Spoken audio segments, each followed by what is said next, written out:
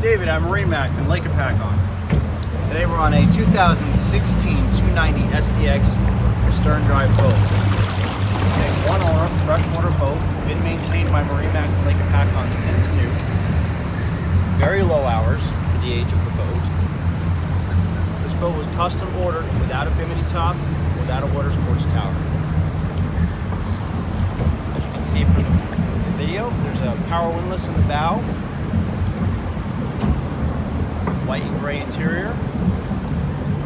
3-step gel coat on the side with Sea Ray blue.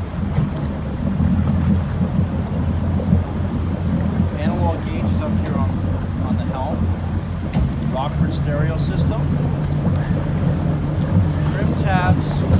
Bravo 3 380 horsepower.